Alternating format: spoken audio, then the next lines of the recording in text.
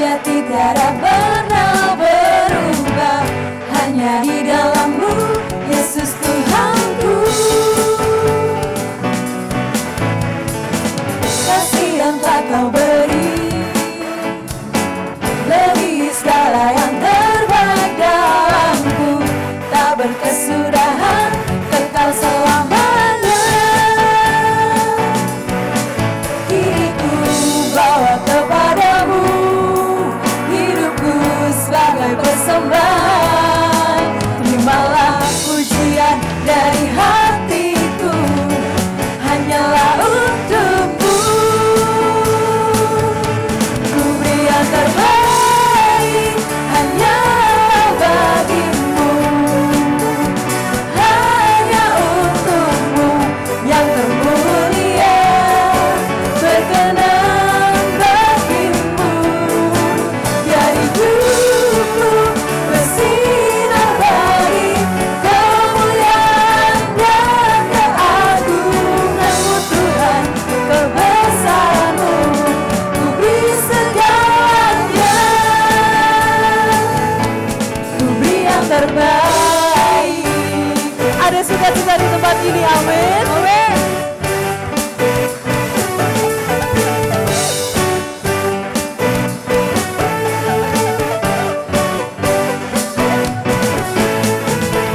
Kasih yang telah Kau beri lebih segala yang terbaik dalamku, tak berkesudahan, kekal selamanya. Kini ku bawa kepadamu, hidupku sebagai persembahan. Terimalah pujian dari hatiku, hanyalah untuk-Mu. Ku beri yang terbaik, hanyalah bagi-Mu, hanya untuk-Mu yang termulia. Berkenan bagi-Mu, biar hidupku bersinar bagi kemuliaan dan keagungan-Mu Tuhan, kebesaran-Mu. Ku beri segalanya,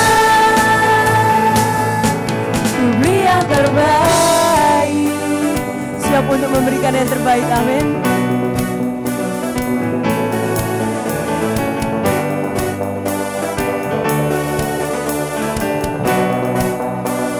Ikuti gerakan saya. Pam, pam.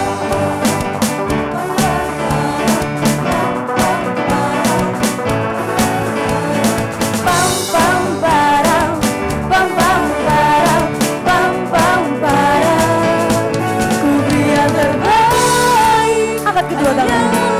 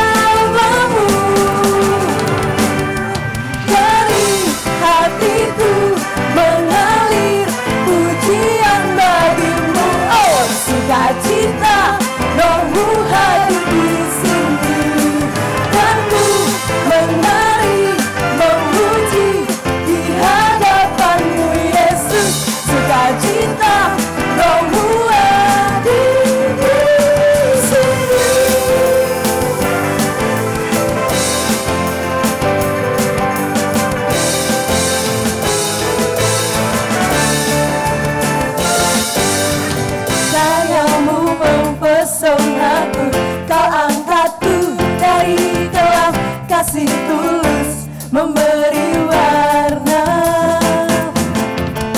Kau buang semua gelisah, kau beriku sukacita, kau buatku selalu tertawa.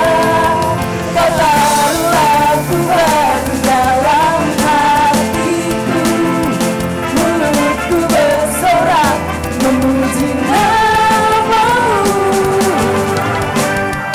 Dari hatiku mengalir pujian bagimu, oh sukacita, Rohmu hadir di sini. Dan ku menari memuji di hadapanmu Yesus, sukacita, Rohmu hadir di sini.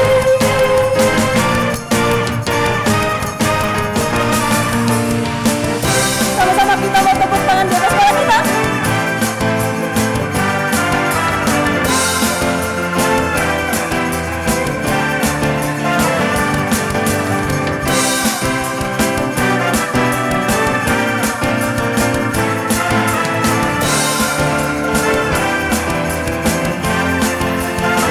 Nyanyikan.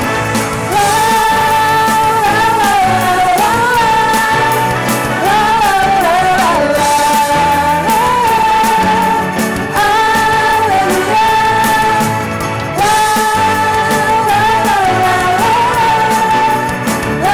la, la, la, la, la, haleluya.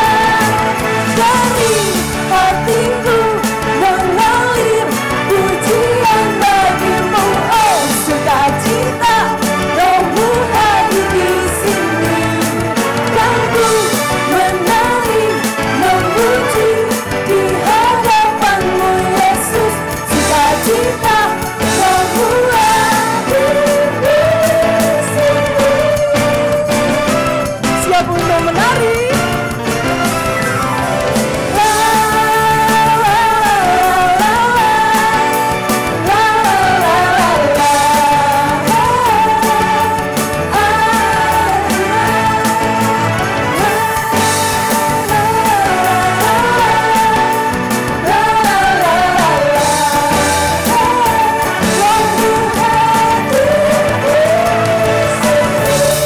berikan sorak-sorai terbaik buat Tuhan kita. Haleluya, sekali lagi berikan sorak-soramu yang paling baik buat Tuhan kita. Amin, puji Tuhan. Silahkan duduk jemaat Tuhan. Bersyukur minggu ini kita mengawali bulan November, memasuki bulan yang baru, bulan yang penuh pengharapan, bulan yang penuh sukacita. Tuhan ada bersama dengan kita. Amin Bapak Ibu. Ya, kita bersyukur juga di dalam gereja kita memiliki komunitas yang luar biasa yang disebut dengan Connect Group. Di mana di dalam setiap Connect Group ini kita menemukan keluarga kedua kita. Ya, kita bertumbuh bersama-sama, kita saling support satu dengan yang lain, saling menguatkan dan melayani bersama-sama. Untuk informasi mengenai CG, Bapak Ibu nanti bisa menghubungi CG Host yang bertugas sore hari ini, dan juga Bapak Ibu bisa menghubungi di nomor 085 231 221 896. Nah, untuk itu saya persilahkan untuk CG Host yang bertugas untuk melayani sore hari ini untuk bisa bangkit berdiri di tempat. Ya, puji Tuhan ya.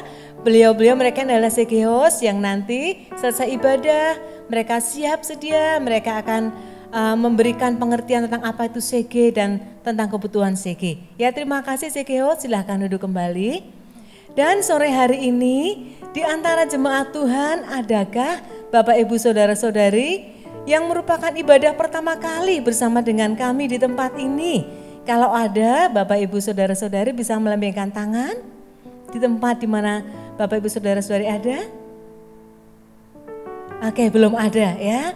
Terus ya kita bersama-sama kita membawa jiwa-jiwa datang kepada Tuhan untuk mereka mengalami perjumpaan pribadi dengan Tuhan. Dan persembahan adalah bagian dari ibadah kita. Ya, kita bersyukur hari ini kita membawa persepuluhan kita dan kita juga membawa persembahan syukur kita kepada Tuhan.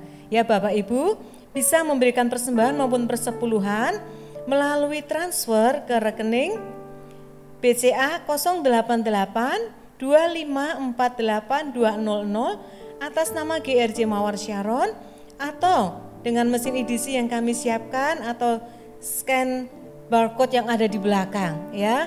Dan Bapak Ibu disediakan juga amplop-amplop yang mana kita juga bisa memberikan persembahan. Nanti selesai ibadah bisa memasukkan ke kotak persembahan yang ada di dekat pintu main hall ya. Puji Tuhan. Dan kita bersyukur Bapak Ibu, kita bisa diperlengkapi dengan buku-buku rohani ya, dengan nyanyian, pujian, CD-CD khotbah. Nah, Bapak Ibu bisa mengunjungi store Pustaka Raja Wali yang ada di bawah ya. Di situ kita bisa bersama-sama mendapatkannya dan kita diperlengkapi. Puji Tuhan ya. Dan firman Tuhan sepanjang hari ini dan secara khusus ibadah sore hari ini akan dilayani oleh Bapak Gembala kita, Pastor Heri Suwanto. Mari siapkan hati kita bersama-sama, dan yang antusias yuk kita tepuk tangan bersama-sama menyambut firman Tuhan. Amin, puji Tuhan. Jemaat Tuhan, kita akan berdoa bersama-sama untuk persembahan kita. Mari kita berdoa bersama-sama. Tuhan, kami bersyukur buat sore hari ini kami bisa beribadah bersama-sama, dan dengan sukacita kami membawa persembahan kami yang menjadi bagian dari setiap ibadah kami.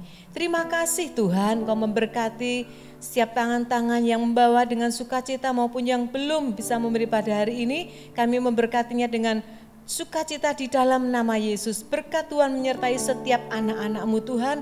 Tuhan campur tangan, Tuhan memberkati dalam seluruh area kehidupannya. Terima kasih Tuhan, kami bersyukur di dalam nama Yesus. Bersama-sama katakan amin. Tuhan Yesus memberkati. Shalom jemaat Tuhan, apa kabar Anda sepanjang pekan ini? Kami percaya saudara sekalian senantiasa di dalam perlindungan Tuhan. Kami mengucapkan welcome home bagi setiap jemaat yang baru pertama kali hadir dan bergabung bersama kami di dalam ibadah Gereja Mawar Sharon Solo. Kami bersuka cita atas kehadiran saudara sekalian. Gereja kami juga memiliki komunitas yang disebut Connect Group, tempat di mana kita dapat belajar untuk bertumbuh dan melayani Tuhan lebih lagi. Untuk informasi lebih lanjut, saudara dapat menghubungi JGWS yang bertugas.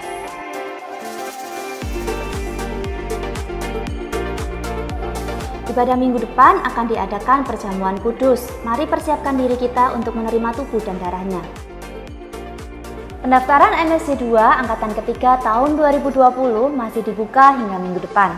Daftarkan diri Anda atau anggota CG Anda kepada Saudara Daniel.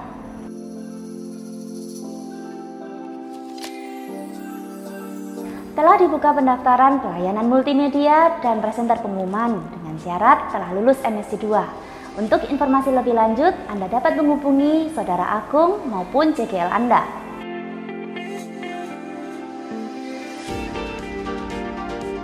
Ibadah umum 1 dan 2 minggu depan akan dilayani oleh Pendeta Heri Suwanto. Persiapkan diri kita untuk menerima visi lebih lagi.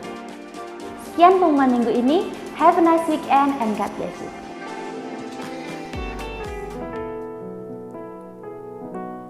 Ya Tuhanku,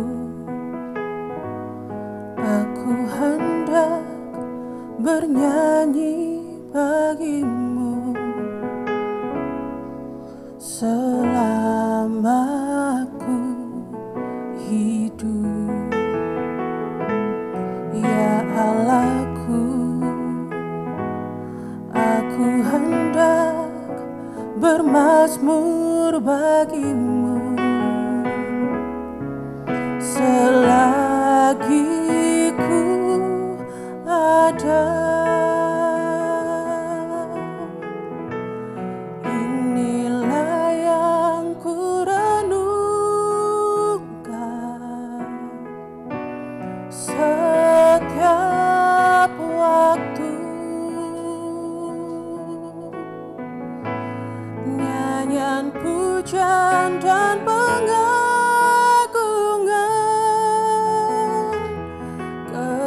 kepadamu, biarlah manis kau dengar Tuhan, manis kau dengar Tuhan.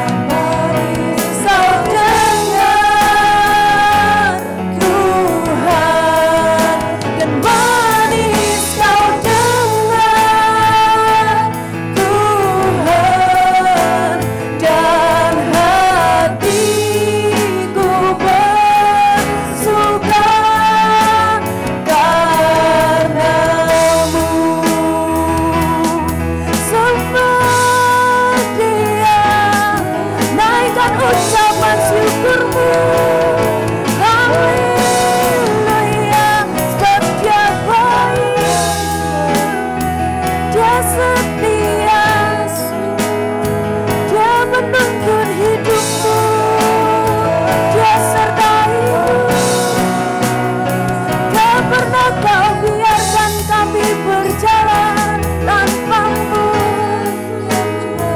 kami kuat karenamu Tuhan. Haleluya, haleluya. Rindu bersekutu denganmu selalu, nikmati hadiratmu. Kami renungkan firman-Mu, perkataanmu.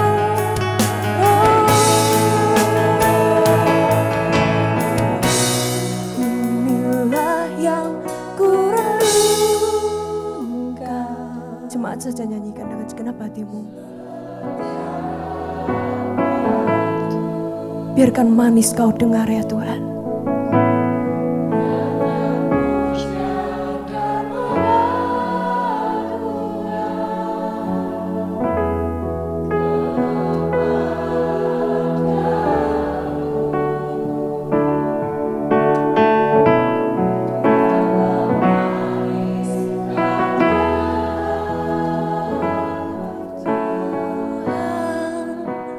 Manis kau dengar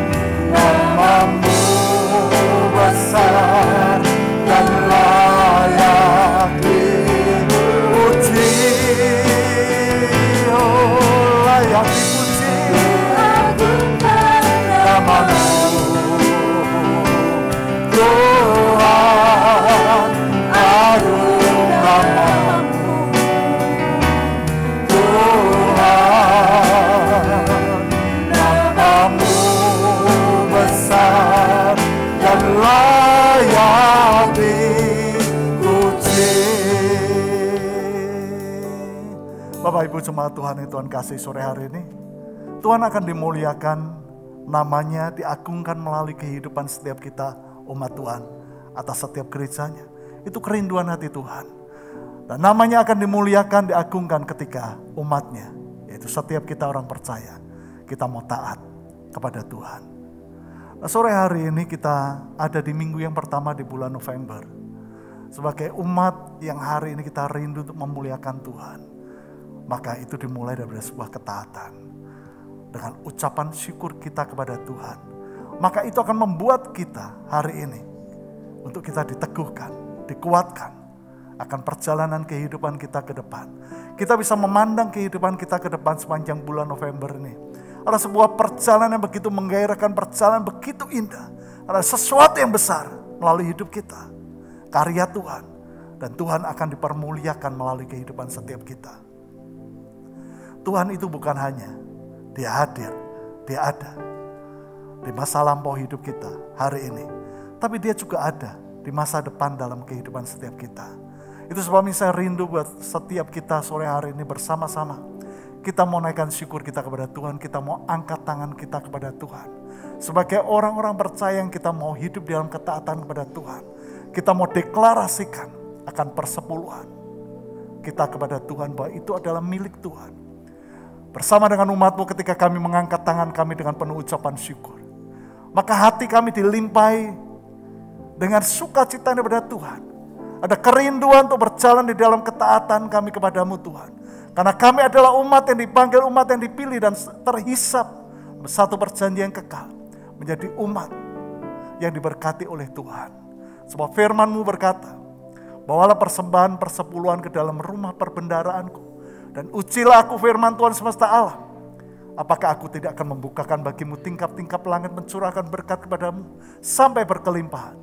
Bahkan aku sendiri yaitu Tuhan Allah atas alam semesta, atas kehidupan ini. Dia yang berkata, aku akan menghardik setiap belalang pelahap dari kehidupanmu. Itu sebabnya diberkatilah kesehatanmu, dijauhkan engkau dari segala macam kutuk dan virus sakit penyakit. Diberkatilah jalan-jalan kehidupanmu karena Tuhan memegang tangan kananmu. Memberi engkau hikmat untuk engkau mengerjakan akan apa yang Tuhan percayakan dalam kehidupanmu. Dan Tuhan mencurahkan urapannya. Sehingga apapun yang engkau kerjakan. Bahkan ketika engkau menabur dengan mencucurkan akan air mata. Karena pengharapanmu di dalam Tuhan. Maka engkau akan membawa pulang berkas-berkasnya. Engkau akan menikmati setiap berkat Tuhan. Bersama dengan orang yang engkau kasih, keluargamu dengan penuh ucapan syukur. Dan diberkatilah pernikahanmu. Diberkati keluargamu. Dan diberkatilah setiap jalan-jalan hidupmu. Untuk kaya akan perkara-perkara Tuhan. Karena kehadirannya, pimpinannya dalam hidupmu. Sehingga setiap orang yang melihat engkau. Mereka akan berkata bahwa engkau adalah orang yang berbahagia. Dan mereka akan memuliakan Bapamu di surga. Ku muliakan namamu Tuhan, mulia namamu Tuhan, namamu besar dan layak dipuji. Sebab Engkau layak Tuhan, namamu Tuhan, agung namamu Tuhan, namamu besar dan layak dipuji.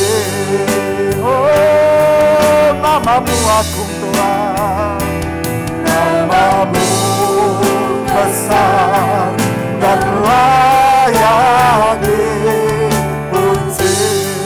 Nama Yesus, nama yang mulia. Namamu besar dan layak dipuji. Mari beri sorak-sorai pujian kita pada Tuhan. Haleluya, haleluya. Kami bersyukur dan kami berterima kasih buat kemurahan dan anugerah-Mu. Kembali kami datang dalam hadirat-Mu bersama-sama dengan tubuh Kristus di tempat ini. Maka kami bersuka cita, kami bergirang. Selama kami bisa beribadah kepada Tuhan, maka itu merupakan kasih anugerah Tuhan dalam kehidupan kami.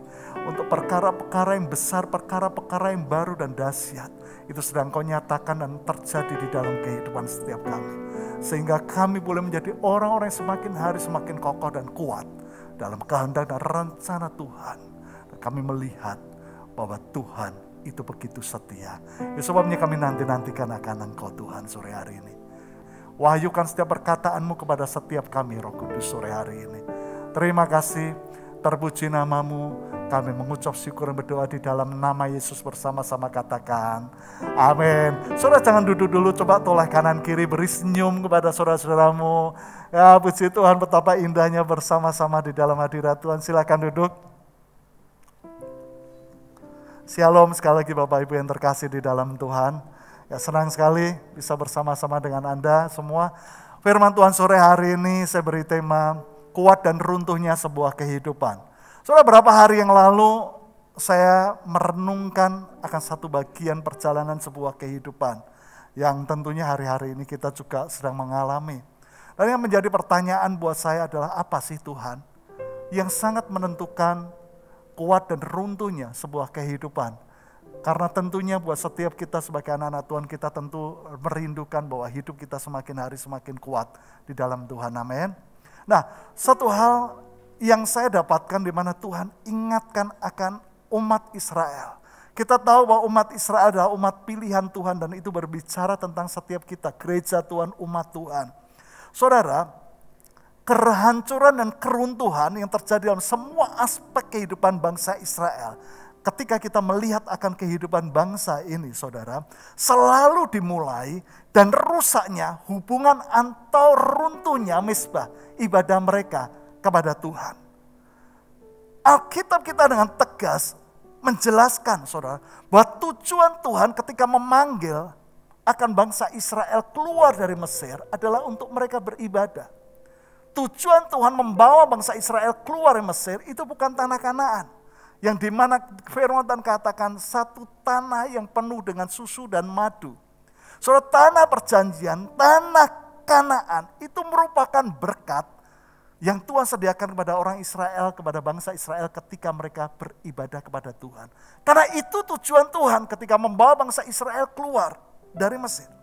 Itu sebabnya kalau saudara perhatikan di dalam perjalanan bangsa ini, keluar dari Mesir menuju tanah Kanaan, Tuhan itu mengajarkan melalui Musa tentang pola ibadah yang benar. Tuhan mengajarkan melalui Musa kepada bangsa Israel hukum-hukum Tuhan untuk bangsa ini menghidupi. Nah, saudara, menarik sekali ketika Musa diutus oleh Tuhan menghadap Fir'aun untuk menyampaikan akan pesan Tuhan ini. Kita menemukan ada 4 tipu daya yang dilakukan oleh Fir'aun kepada orang Israel, kepada bangsa Israel. Untuk menurunkan standar kualitas atau esensi daripada ibadah. Nah, saudara, Fir'aun itu berbicara tentang musuh. Yaitu berbicara tentang gambaran daripada setan. Yang dimana hari-hari ini itu yang dilakukan oleh setan. Hal yang sama dia lakukan kepada orang percaya di akhir zaman ini. Dia akan menurunkan akan kualitas standar dalam ibadah, dalam kehidupan orang percaya. Nah, kita akan lihat terlebih dahulu betapa pentingnya kualitas ibadah dalam sebuah kehidupan yang hari-hari ini Tuhan percayakan untuk kita jalani. Karena kualitas ibadah kita akan menentukan kualitas kehidupan kita ke depan. Nah, saudara, kita akan lihat 4 tipu daya yang dilakukan oleh Fir'aun kepada orang Israel untuk menurunkan akan kualitas daripada sebuah ibadah. Yang pertama, saudara, yang dilakukan oleh Fir'aun terhadap orang Israel adalah boleh menjadi orang percaya, boleh beribadah, tetapi gaya hidup harus tetap sama dengan orang Mesir atau orang dunia. Coba kita lihat Keluaran 8 ayat yang pertama sampai yang kedua. Berfirmanlah Tuhan kepada Musa, pergilah menghadap Fir'aun dan katakan kepadanya, beginilah firman Tuhan, biarkanlah umatku pergi supaya mereka beribadah kepadaku. Ayat yang kedua, jika engkau menolak membiarkannya pergi, maka aku akan menulahi seluruh daerahmu dengan kata. Saudara, Tuhan itu memberikan tugas kepada Musa untuk membawa orang Israel keluar dari Mesir. Dan dengan jelas sekali firman Tuhan berkata, tujuannya adalah untuk mereka beribadah ke padang gurun selama 3 hari. Nah, kalau saudara baca akan kebenaran firman Tuhan ini, saudara nanti baca di rumah, ya, kita bisa melihat bagaimana Fir'aun tidak membiarkan orang Israel ini untuk keluar dari Mesir untuk beribadah. Baru pada tulah yang keempat, yaitu lalat pikat, Fir'aun memanggil Musa dan berkata di dalam ayat, kita lompat ayat 25. Lalu Fir'aun memanggil Musa dan Harun serta berkata, pergilah, persembahkanlah korban kepada Allahmu di negeri ini. Fir'aun berkata, ya sudah sekarang kamu boleh beribadah, tetapi di Mesir saja. Apa reaksi respon Musa? Musa langsung berkata dalam ayat 26-27. Tetapi Musa berkata, tidak mungkin kami berbuat demikian. Sebab korban yang akan kami persembahkan kepada Tuhan Allah kami adalah kekejian bagi orang Mesir. Apabila kami mempersembahkan korban yang menjadi kekejian bagi orang Mesir itu di depan mata mereka, tidakkah mereka akan melempari kami dengan batu? Kami harus pergi ke padang gurun 3 hari perjalanan jauhnya untuk mempersembahkan korban kepada Tuhan Allah kami seperti yang difirmankannya kepada kami. Musa menegaskan tidak mungkin kami beribadah di Mesir. Ibadah kami itu merupakan kekejian bagi bangsa Mesir. Jadi kalau kami beribadah di Mesir, kami akan dilempari batu. Musa tegaskan seperti itu. Soalnya ketika Fir'aun mengizinkan untuk mereka beribadah, tetapi mereka harus beribadah di Mesir, artinya apa? Ada sebuah standar yang diturunkan, saudara. Mereka boleh beribadah, mereka boleh menjadi orang percaya, tetapi gaya hidup harus tetap sama dengan orang Mesir, orang dunia. Hal yang sama hari-hari ini seringkali ya, dialami dan diperhadapkan kepada orang percaya. Berapa banyak orang berkata, karena kita ini masih hidup di dunia, supaya kita ini bisa hidup bersama dengan mereka, supaya kita tidak dihukum, maka kita harus sama seperti mereka. Pernahkah Anda mendengar orang berkata seperti ini? Kalau kita bisnis tidak sama dengan cara yang dilakukan dunia, maka Anda akan pernah bisa berhasil. Mana bisa jalan bisnisnya? Pernahkah Anda mendengar orang berkata seperti ini? Mana mungkin kita ini bisa diterima bergaul dengan orang dunia kalau kita tidak mengikuti cara-cara mereka. Kalau mereka minum, kita tidak minum, kita tidak akan pernah bisa diterima. Kalau mereka judi, kita tidak judi, kita tidak pernah bisa diterima. Mereka pesta pora, kita juga harus pesta pora. Mereka hidup dalam kehidupan bebas, kita juga harus hidup dalam kehidupan bebas. Berzina, kita harus berzina. Maka kita baru bisa diterima mereka. Kita ini masih hidup di dunia. Jangan sok suci. Hal-hal yang seperti itu sedang terjadi di sekitar kehidupan kita. Saudara, itu adalah salah satu tipu daya iblis.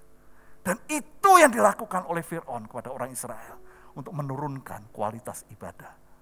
Menurunkan standar esensi daripada ibadah itu sendiri. Yang kedua, saudara, boleh menjadi orang Kristen, boleh menjadi orang percaya, tapi jangan serius.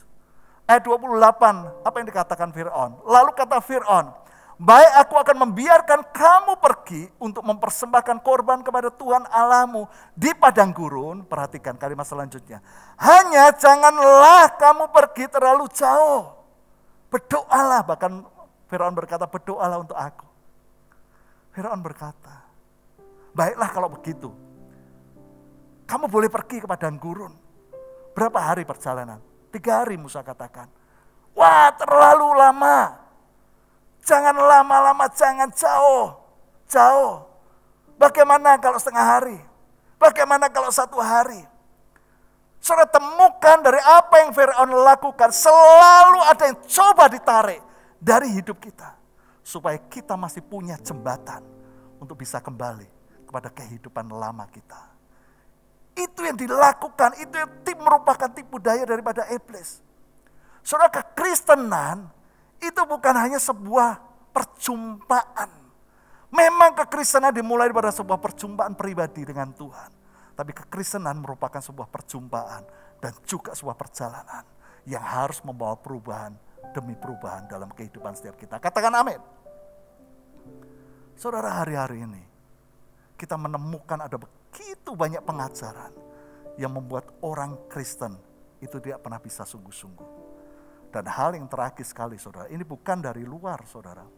Hal yang tragis sekali, berapa waktu yang lalu ketika marak sekali pengajaran tentang hyper grace, saudara. Hyper grace mengajarkan seperti ini, Tuhan itu mengampuni semua dosa yang telah kita lakukan. Dosa masa lalu, dosa sekarang. Dan dosa yang akan datang yang akan kita lakukan, Tuhan sudah ampuni. Hyper grace menekankan akan kasih karunia, benar kasih karunia. Tapi saudara, pengajaran ini sepertinya sebuah pengajaran yang benar. Tetapi saudara, pengajaran ini banyak sekali justru membuat begitu banyak orang Kristen. Mereka menjadi orang percaya yang tidak sungguh-sungguh. Mereka meremehkan pertobatan. Mereka berkata Tuhan itu saya ampuni dosa masa lalu, dosa sekarang, dan dosa yang akan datang yang akan kita lakukan. Itu sebabnya kita ini sudah orang percaya, terima Tuhan Yesus. Hari ini kalau kita tidak hidup, kita masih hidup di dunia, tidak hidup dengan cara dunia, tidak menikmati kehidupan dunia, rugi. Saudara, itu yang menyebabkan tidak adanya perubahan hidup. Berapa banyak orang Kristen yang tetap tinggal dalam dosa? Karena pengajaran yang mereka tangkap sebuah pengajaran yang keliru, saudara. Sedangkan firman Tuhan sendiri berkata, saudara, syarat supaya dosa itu diampuni adalah pertobatan. Saudara, pengertiannya seperti itu. Coba saudara lihat 1 Yohanes ayat pasal pertama ayat yang ke-9. Firman Tuhan berkata seperti ini. Jika kita mengaku dosa kita, maka Ia adalah setia dan adil. Sehingga Ia akan mengampuni segala dosa kita dan menyucikan kita dari segala kejahatan. Saudara, pertobatan itu bukan hanya di awal permulaan kehidupan baru kita. Alkitab katakan jika kita mengaku dosa kita. Pertobatan itu adalah gaya hidup orang Kristen, orang percaya sesungguhnya. Di mana Alkitab berkata jika kita mengaku dosa kita. Artinya saudara dibutuhkan setiap saat untuk saudara dan saya, kita ini koreksi diri. Mengizinkan untuk Roh Kudus mengoreksi hidup kita. Mengizinkan untuk firman Tuhan itu membongkar hidup kita. Sehingga ketika kita diingatkan, dikoreksi, kita tahu bahwa kita ini bersalah. Kita berdosa. Kita mengambil keputusan, aku mau bertobat. Pertobatan itu berbicara tentang apa? Berbalik dari kehidupan lama. Dan ketika kita mengaku dosa bertobat, dan disitulah kasih karunia anugerah Tuhan, pengampunannya, pengudusan yang terjadi atas setiap kita.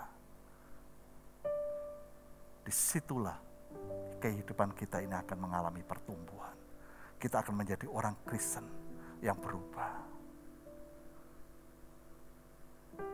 Saudara, yang ketiga, tipu daya Fir'aun kepada orang Israel untuk menurunkan akan kualitas ibadah.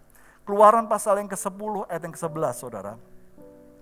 Fir'aun berkata seperti ini, bukan demikian kamu boleh pergi, tetapi hanya laki-laki dan beribadah kepada Tuhan, sebab itulah yang kamu kehendaki. Lalu mereka diusir dari depan Fir'aun. Fir'aun berkata, tetapi hanya laki-laki yang boleh beribadah kepada Tuhan. Artinya yang ketiga, saudara, boleh beribadah tetapi jangan seluruh keluarga. Hanya laki-laki saja. Kalau saudara perhatikan respon reaksi Musa. Apa yang Musa lakukan? Musa langsung berkata, tidak, dia langsung menolak, saudara. Karena Musa tahu bahwa tipu daya Fir'aun itu adalah di mana keluarga itu dijadikan sandera. Bukankah hari-hari ini Itu yang dilakukan oleh musuh, oleh setan. Saudara, hari-hari ini kita harus waspada. Keluarga itu sedang dan terus menjadi sasaran pekerjaan kuasa gelapan. Untuk setan itu bisa menguasai keluarga. Hari ini mungkin dimulai dari satu orang saudara yang hari ini bertobat. Saudara yang menjadi anak Tuhan yang beribadah. Tapi kalau Anda ingin mengalami pembebasan seutuhnya, maka saudara satu orang saudara yang beribadah, saudara harus memastikan setiap keluarga itu harus beribadah kepada Tuhan. Hadirkan ibadah di tengah-tengah kehidupan keluarga kita. Beritakan Injil, hadirkan kasih Kristus. Karena kalau tidak saudara, maka keluarga itu akan menarik menjadi beban dalam perjalanan kehidupan kerohanian kita. Saudara, terlebih hari-hari ini, satu hal yang penting sekali kita waspadai saudara. Melalui pandemi yang ada hari ini saudara, tekanan itu begitu berat. Ya, baik tekanan secara ekonomi, tekanan secara sosial, segala sesuatu mengalami pembatasan. Ada tekanan yang menghimpit akan jiwa. Saudara, hari ini berapa banyak keluarga yang mengalami keretakan kehancuran, perceraian meningkat drastis. Bahkan satu hal yang saya tidak pernah menyangka yang mengerikan, saudara. Saya melihat orang, sebuah keluarga pernikahan saya tidak pernah duga, ini pernikahan yang kuat. Saya merasa melihat sebelumnya bahwa ini pernikahan yang kuat. Tapi ternyata saudara, diambang sebuah kehancuran. Dan ketika saya perhatikan kebenaran firman Tuhan meneguhkan, semuanya dimulai ketika kualitas ibadah hancur. Maka kualitas kehidupan itu runtuh. Hari-hari ini setan, musuh itu berusaha untuk menyandera keluarga. Itu sebabnya keluarga itu harus dibawa kepada Tuhan. Hadirkan ibadah di tengah-tengah keluarga. Dimulai dari setiap kita. Saudara, yang keempat, yang terakhir sebelum kita teguhkan melalui satu bagian kebenaran firman Tuhan yang lain, kita lihat apa yang dilakukan oleh Fir'aun. Yang keempat saudara, Keluaran 10 ayat yang ke-24. Lalu Fir'aun memanggil Musa serta berkata, pergilah, beribadahlah kepada Tuhan. Hanya kambing dombamu dan lembu sapimu harus ditinggalkan. Juga anak-anakmu boleh turut beserta kamu. Soalnya ketika Fir'aun gagal untuk menyandera keluarga, maka apa yang dilakukan oleh Fir'aun? Fir'aun berkata, baik boleh, keluargamu, anak-anakmu juga boleh turut beserta dengan kamu. Tapi lembu, kambing dombamu, itu harus ditinggalkan. Soalnya lembu, kambing domba, itu berbicara tentang apa? Harta, ekonomi pada waktu itu. Tipu daya Fir'aun yang keempat itu adalah boleh beribadah, tetapi tidak dengan hartamu. Saudara, setan itu mengerti.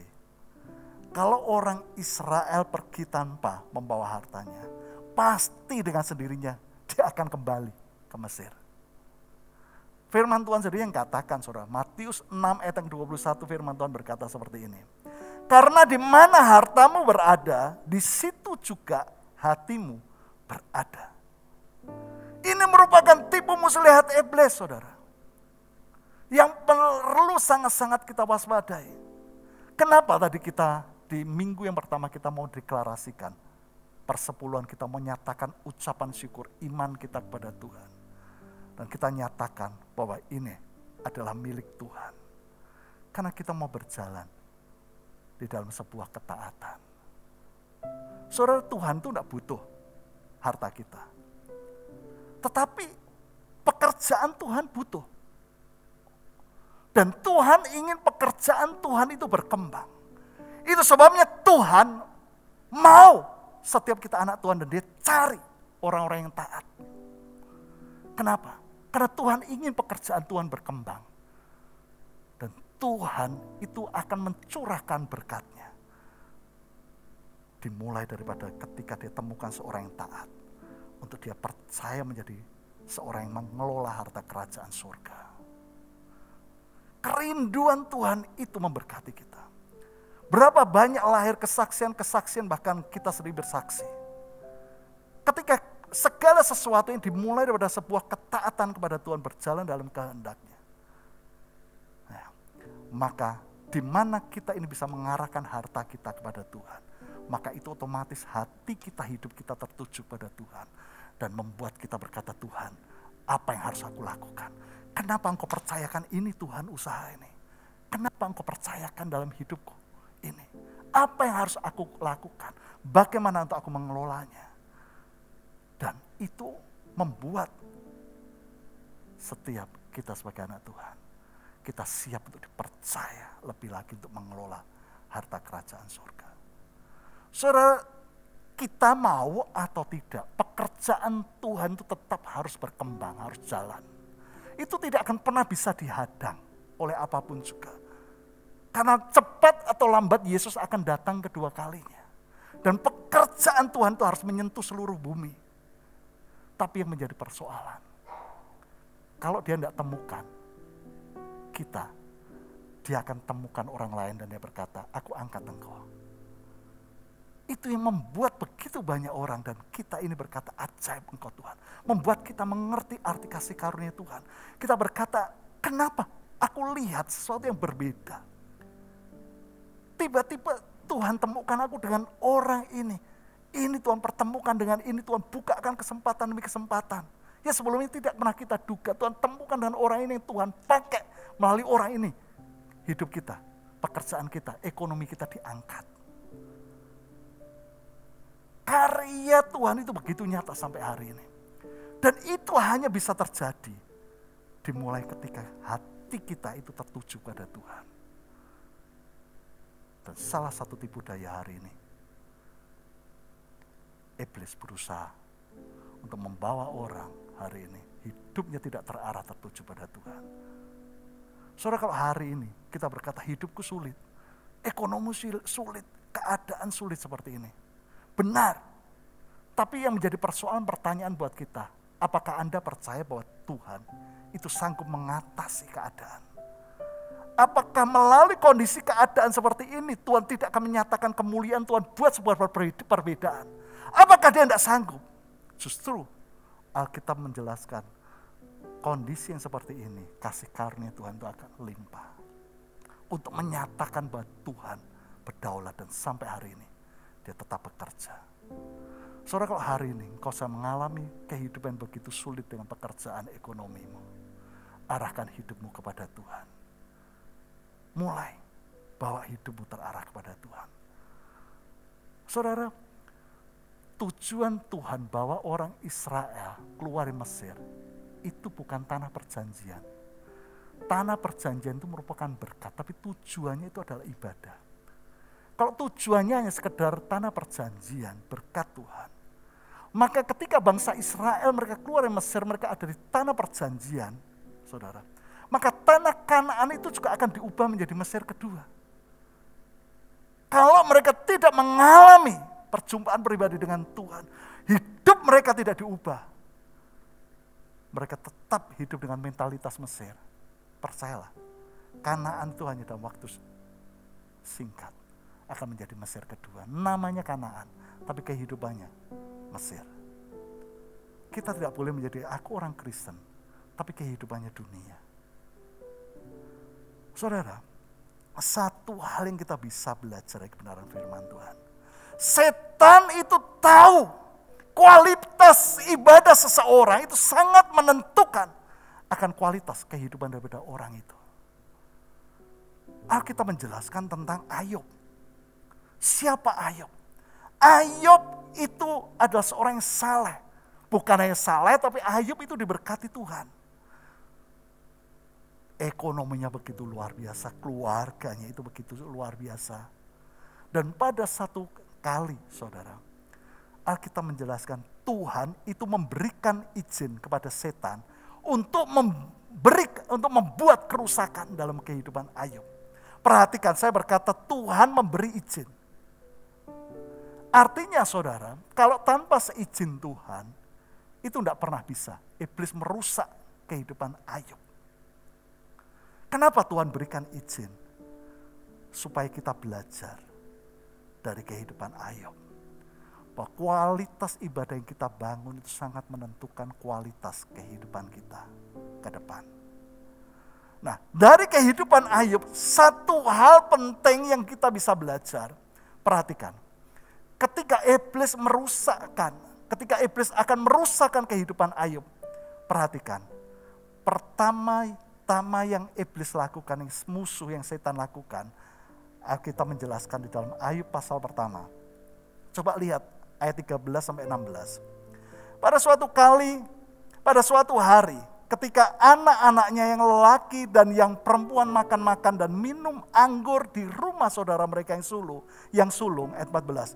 Datanglah seorang persuruh kepada Ayub dan berkata, perhatikan, sedang lembu sapi membajak dan keledai betina makan rumput di sebelahnya. Datanglah orang-orang Seba menyerang dan merampasnya serta memukul penjaganya dengan mata pedang. Hanya aku sendiri yang luput sehingga dapat memberitahukan hal itu kepada Tuhan. Ayat 16. Sementara orang itu berbicara, datanglah orang lain dan berkata, api telah menyambar dari langit dan membakar serta memakan habis kambing domba dan penjaga-penjaga. Hanya aku sendiri yang luput sehingga dapat memberitahukan hal itu kepada Tuhan. Perhatikan apa yang dirusak oleh setan pertama kali. Dikatakan lembu, sapi, kambing, domba. Iblis membuat kerusakan dalam kehidupan Ayub dan yang pertama diambil. Dikatakan sapi, lembu, kambing, domba yang merupakan hewan-hewan korban. Saudara, kita berbicara tentang korban. Tuhan itu sudah menetapkan di dalam perjanjian lama. Sejak manusia Adam dan Hawa jatuh di dalam dosa, maka setiap kali manusia itu datang beribadah kepada Tuhan, maka manusia itu harus menyembelih akan hewan korban. Lembu sapi, kambing domba, burung, tekukur, dan menaruhnya di atas mezbah. Alkitab menjelaskan dalam Kejadian pasal yang ketiga, bagaimana ketika Adam dan Hawa jatuh dalam dosa karena ketidaktaatan, maka kemuliaan Tuhan itu sirna dari hidupnya dan dia melihat mendapati hidupnya telanjang. Tuhan membuatkan pakaian dari kulit binatang. Ada penumpahan darah, ada kematian. Itu sebabnya kalau kita berbicara tentang korban, kita berbicara Tuhan, aku beribadah kepadamu. Kalau tidak ada kematian dalam hidup kita, maka kita tidak akan pernah mengalami esensi daripada ibadah. Kita bisa datang ibadah seperti ini, tapi kita pulang dalam keadaan yang sama. Karena ibadah itu berbicara tentang kematian dalam kehidupan kita. Harus ada sesuatu yang mati dalam hidup kita. Kita datang ke tempat ini, kita mati terhadap diri kita. Yang kita ingin hanya satu, Engkau Tuhan. Aku datang ke tempat ini, aku tidak pedulikan yang lain. Aku hanya ingin Engkau. Mengalami Engkau Tuhan. Yang kurindukan adalah di mana aku memuji, memuliakan dan menyembah Engkau, naikkan syukurku kepadamu. Dan hidupku dipenuhi dengan kasih-Mu Tuhan. Kalau ada kematian yang seperti ini, itu yang membuat esensi ibadah itu ada di dalam kehidupan kita. Saudara, kita kembali. Saudara, ini yang pertama kali dibuat oleh iblis. Yaitu di mana iblis mengambil hewan-hewan korban. Ini yang sering kali, saudara, jarang diperhatikan oleh manusia. Ketika mezbah korban bakaran atau ibadah dalam kehidupan Ayub hancur, maka saudara perhatikan apa yang Alkitab jelaskan. Maka kehidupan yang lain pun berguguran, saudara. Ini yang terjadi dalam kehidupan Ayub. Begitu Ayub kehilangan korban bakaran, maka yang lain pun berguguran. Saudara coba lihat ayat yang berikutnya, 17. Sementara orang itu berbicara, datanglah orang lain dan berkata, orang-orang Kasdi membentuk 3 pasukan lalu menyerbu unta-unta dan merampasnya serta memukul penjaganya dengan mata pedang. Hanya aku sendiri yang luput sehingga dapat memberitahukan hal itu kepada Tuhan.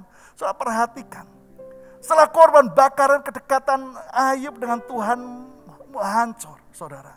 Mulai hilang. Maka apa yang terjadi? Kekayaan dan yang lain pun juga musnah, saudara. Kenapa, saudara? Karena korban, karena mezbah ibadah, itu bukan hanya menarik kemuliaan Tuhan itu turun dalam hidup kita. Tapi kisah kehidupan Ayub itu menjelaskan ibadah mezbah itu juga membangun covering dalam hidup kita. Ketika mezbah Ayub hancur, ibadahnya hancur. Maka yang terjadi saudara, covering Tuhan dalam hidupnya hancur. Dan yang tragis sekali saudara, begitu itu hilang saudara, bukan hanya kekayaannya, tapi semuanya mulai berguguran, bahkan sampai fisik kesehatan Ayub hancur. Saudara lihat ayat 18-19. Sementara orang itu berbicara, datanglah orang lain dan berkata, anak-anak tuan yang lelaki dan yang perempuan sedang makan-makan dan minum anggur di rumah saudara mereka yang sulung. Ayat 19. Maka tiba-tiba angin ribut bertiup dari seberang padang gurun. Rumah itu dilandanya pada 4 penjurunya dan roboh menimpa orang-orang muda itu sehingga mereka mati. Hanya aku sendiri yang luput sehingga dapat memberitahukan hal itu kepada Tuhan. Begitu mengerikan saudara. Kita tahu semua, hidup Ayub itu akhirnya dipulihkan. Yang menjadi pertanyaan buat setiap kita, lalu bagaimana Ayub itu dipulihkan? Saudara, hidup Ayub itu hancur ketika covering Tuhan dalam hidupnya. Itu terkoyak dimulai daripada hancurnya, hilangnya akan mezbah korban bakaran. Hal yang sama, Ayub dipulihkan juga setelah dia membangun mezbah, korbannya dipulihkan. Saudara lihat Ayub 42 ayat yang ke-7 sampai yang 10. Ayub 42 ini adalah kisah bagaimana Ayub dipulihkan saudara. Kita lihat ayat yang ke-7.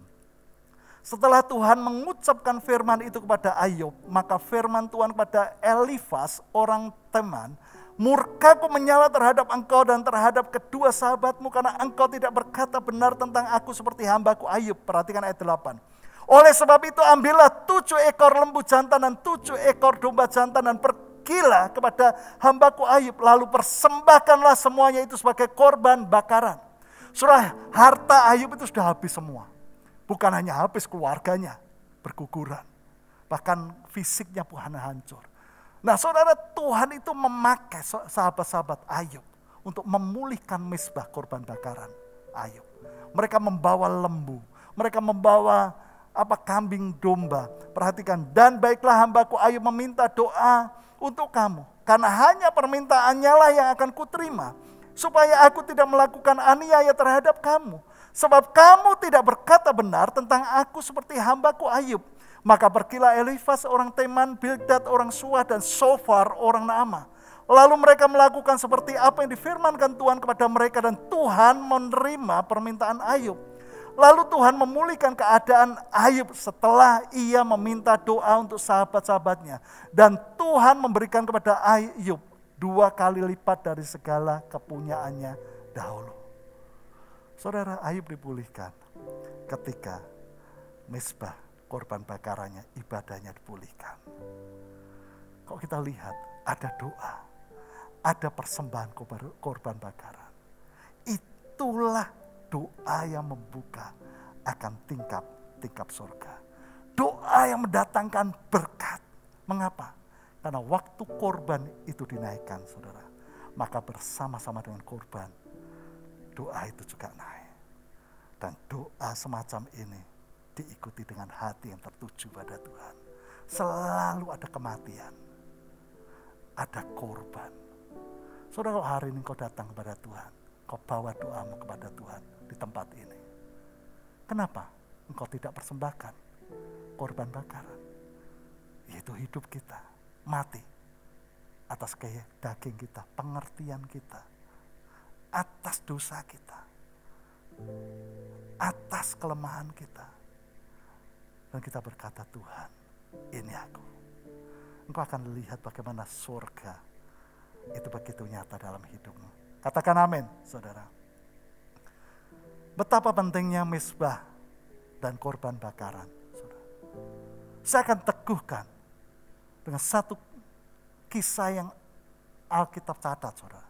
Coba saudara lihat, 2 Tawarik pasal yang ke-9, ayat 3 sampai yang ke-4. Saudara katakan ayat yang ketiga, ketika Ratu Negeri Seba melihat hikmat Salomo dan rumah yang telah didirikannya, makanan di mejanya, cara duduk pegawai-pegawainya, cara pelayan-pelayannya melayani dan berpakaian, juru-juru minumannya, dan pakaian mereka dan korban bakaran yang biasa dipersembahkannya di rumah Tuhan, maka tercenganglah ratu itu. Saudara, Ratu Seba adalah ratu dari negeri Ethiopia. Dia dengar tentang kebesaran Salomo. Dia dengar dari orang tentang hikmat yang ada pada Salomo.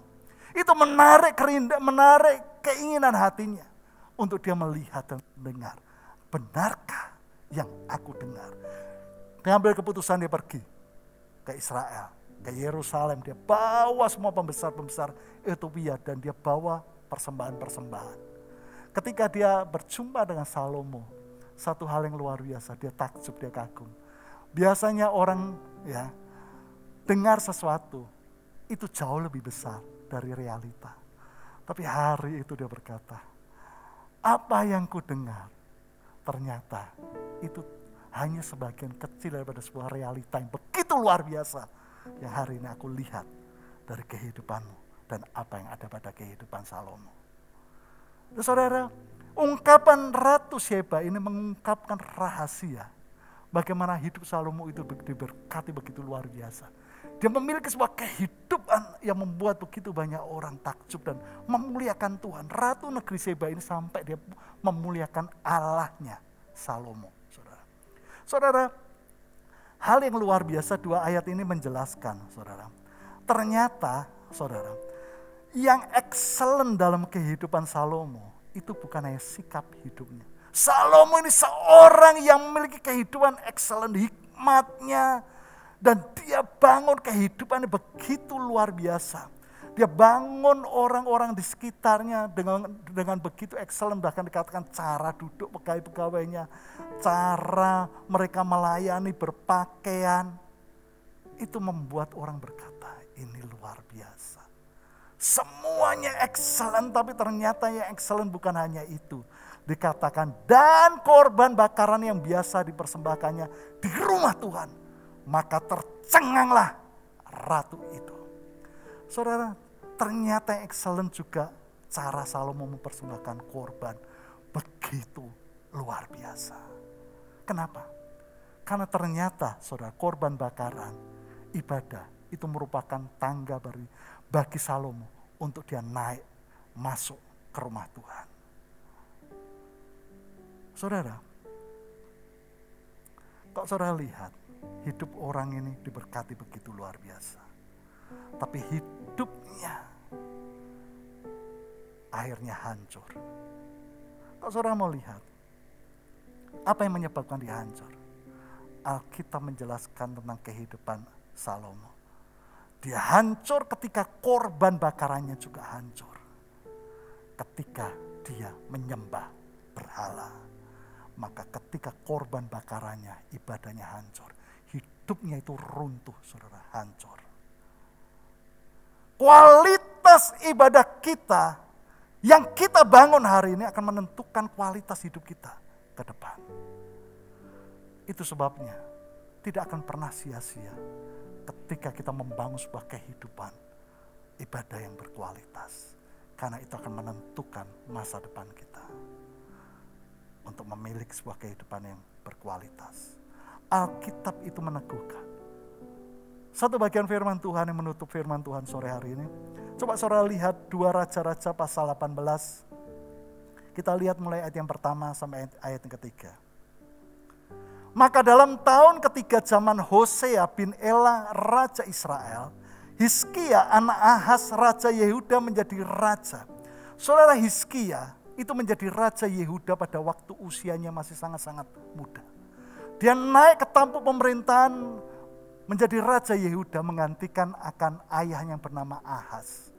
Ahaz ayahnya adalah seorang yang membelakangi Tuhan. Seorang yang tidak takut akan Tuhan, saudara. Bahkan Alkitab menjelaskan ketika Ahaz satu kali dia pergi ke Damsyik, ya di Syria. Kalau hari ini Damaskus, saudara. Dia lihat ya, di Damsyik akan mesbah penyembahan berhala, dan dia berkata, aku ingin itu. Dia minta persis plek dibuatkan mesbah penyembahan, mesbah korban seperti itu, dan dia bawa, ya itu dia taruh di bait Allah, menggeser menggantikan akan mesbah yang ada di bait Allah. Saudara lihat, Alkitab menjelaskan ketika Raja Ahaz, dia hidup menyembah berhala jauh daripada Tuhan. Itu mendatangkan implikasi yang begitu dahsyat. Kehancuran semua aspek kehidupan Yehuda. Saudara. Yehuda itu dijajah oleh 3 negara. Dan bukan hanya itu, kekuatan militer itu hancur lebur. Sama sekali sampai tidak memiliki kekuatan militer. Saudara. Ekonomi porak-poranda. Kehidupan sosial hancur. Saudara.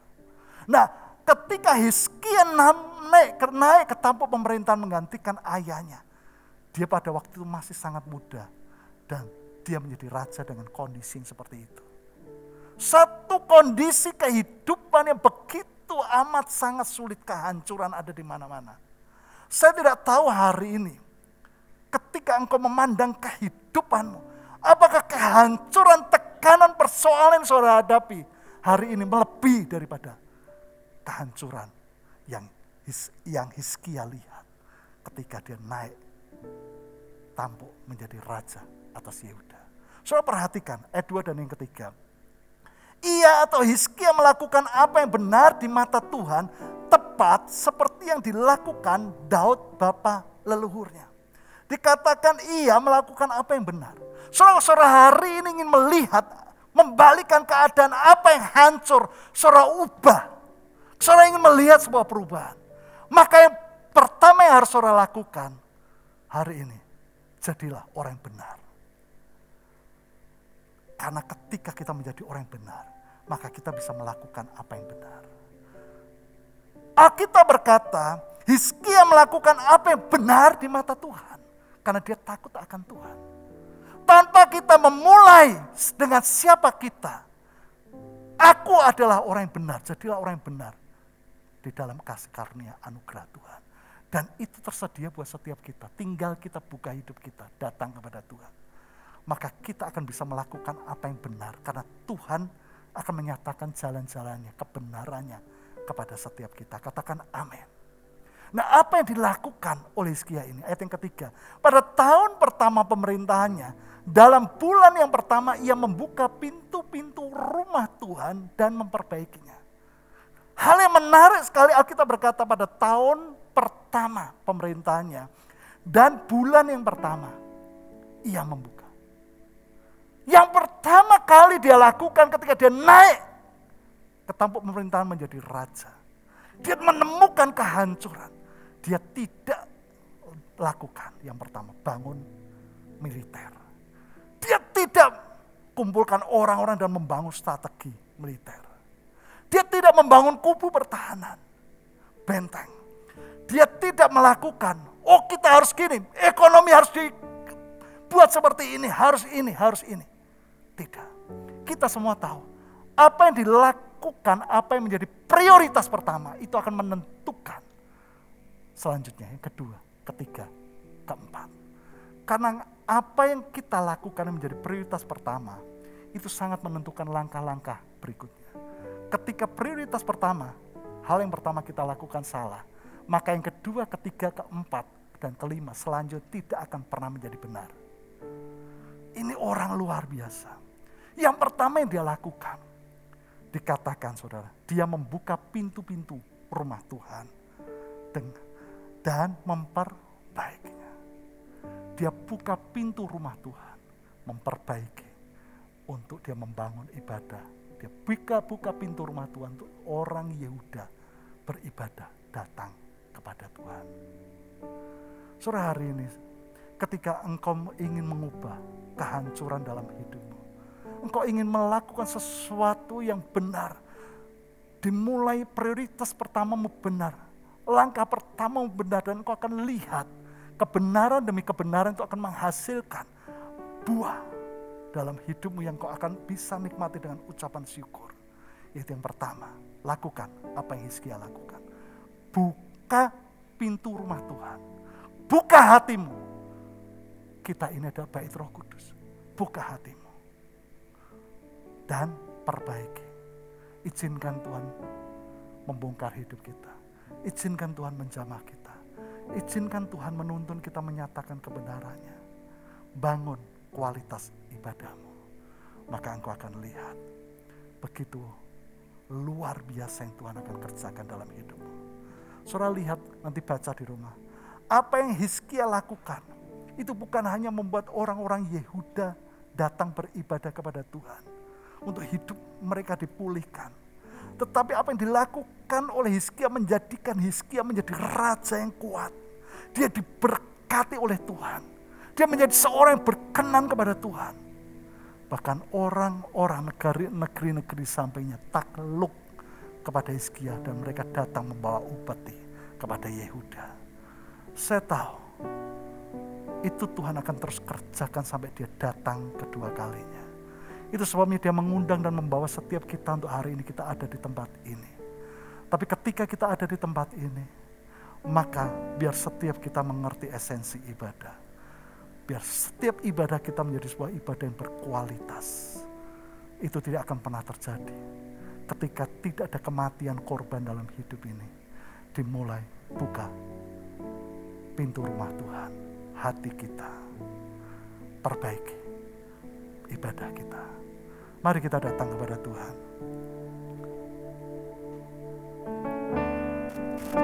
Mari saya undang untuk setiap kita bisa bangkit berdiri, kita datang kepada Tuhan.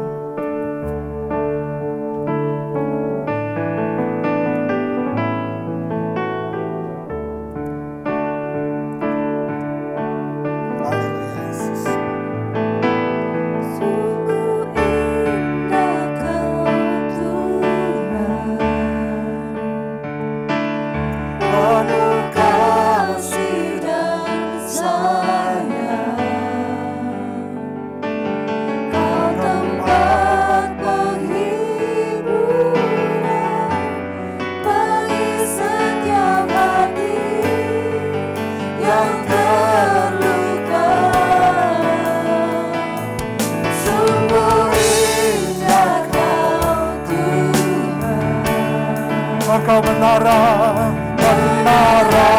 perlindungan, Kau sumber kekuatan bagi semua orang yang membutuhkan.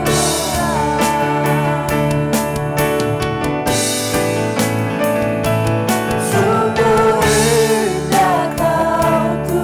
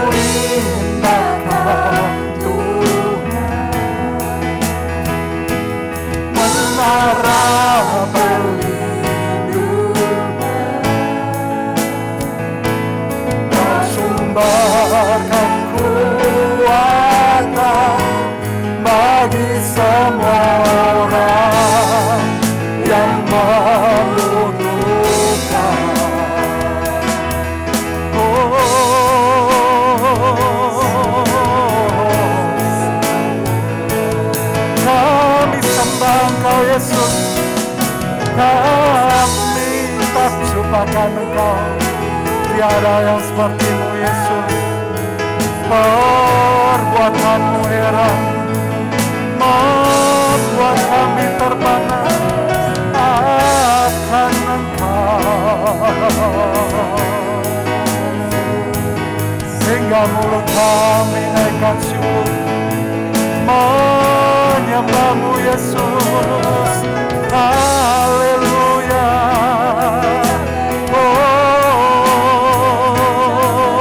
Engkau Allah yang besar, tiada seperti Engkau.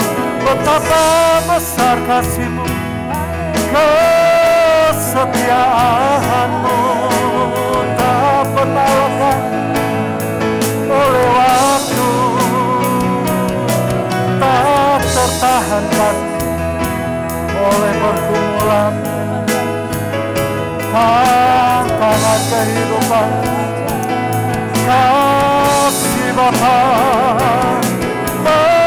memulihkan hingga ku tersungkur dalam hadirat-Mu, menyembah-Mu Yesus. Haleluya.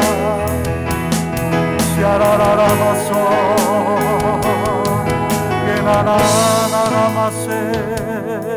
Haleluya. Saudara, sore hari ini,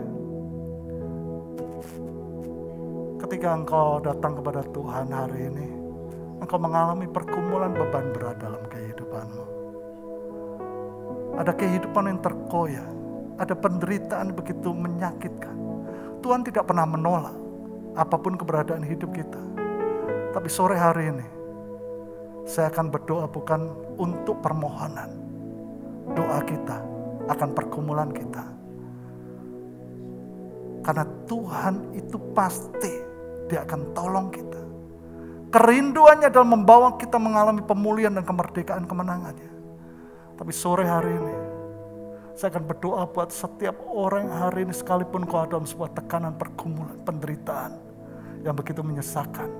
Tapi engkau mau datang kepada Tuhan hanya dengan sebuah kerinduan, berkata, Tuhan, aku mau buka akan pintu-pintu rumah Tuhan. Aku buka hidupku, hatiku untuk Engkau. Aku merindukan akan jamahan-Mu Tuhan. Sore hari ini, saya akan berdoa untuk Tuhan kembali memulihkan hidup kita. Tuhan kembali membuat roh kita menyala-nyala. Untuk membawa kita kembali kepada kasih mula-mula. Karena disitulah kunci. Semuanya akan ditambahkan dalam hidupmu. Kalau engkau adalah orang seperti yang saya katakan, engkau bisa angkat tangan kananmu kepada Tuhan dan taruh tangan kirimu di dadamu. Buka hatimu untuk kepada Tuhan, datang kepada Tuhan. Dan ku naikkan syukurku padamu Tuhan. Ku memuji-Mu Allah yang hidup, bahwasanya Engkau Bapa yang baik, Engkau Allah yang hidup, dan tiada yang seperti Engkau Yesus. Engkau kekasih jiwaku, Engkau memikat hatiku dengan kasih-Mu Bapa. Ku rindukan persekutuan dengan-Mu, hatiku haus akan kasih-Mu. Jamahku, jamah kami Tuhan. Syalalalalaramase, kinanarararamaso, natakasyakalamatakase, syalanarararamaso. Haleluya. Syakaramataka. Hari ini Abah berdoa Tuhan di dalam nama Tuhan Yesus. Engkau setiap tangan-tangan yang terangkat. Engkau adalah air kehidupan. Curahkan air kehidupan-Mu atas setiap hati yang hari ini dahaga akan kasih-Mu Tuhan. Penuhi dengan kasih-Mu Tuhan di dalam nama Tuhan Yesus. Syakaramataka, syakaramataka. nama hataka sekera mataka hataka sekara mataka. Sebab kasih-Mu itu begitu indah dan luar biasa Tuhan. Haleluya. Sungguh indah Tuhan, penuh kasih dan sayang, tempat penghiburan bagi setiap hati yang terluka. Sungguh indah Tuhan, menara perlindungan, Kau sumberkan kekuatan bagi semua orang yang membutuhkan. Mari bersama-sama kita pada Tuhan katakan, sungguh indah Tuhan, penuh kasih dan sayang, tempat penghiburan bagi semua yang terluka. Sungguh indah Tuhan, menara perlindungan. Sungguh kami kagum sumber penghibatan bagi semua orang yang membutuhkan. Sumber kekuatan,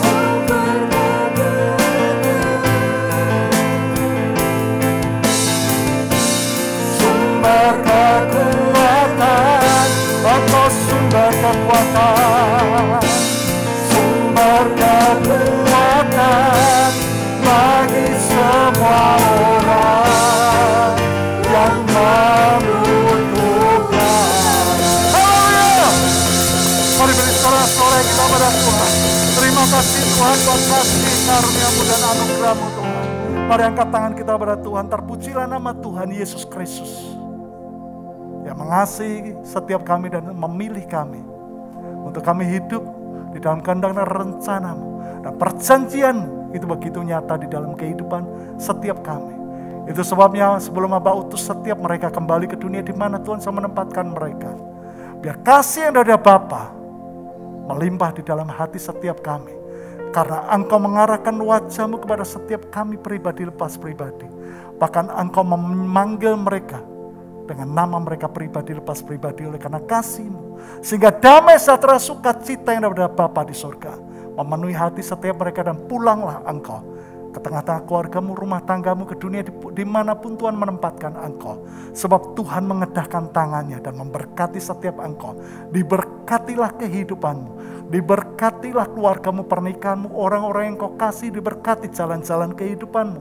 Sebab apapun yang Kau kerjakan lakukan, Tuhan yang senantiasa berdiri dan berjalan di depan-Mu, memegang tangan kanan-Mu, sehingga Engkau akan melihat kemenangan demi kemenangan, kekuatan demi kekuatan daripada Tuhan nyata di dalam hidupmu, sehingga hidupmu limpah dengan ucapan syukur, dan nama Tuhan ditinggikan permuliakan atas hidupmu sampai kesudahan zaman.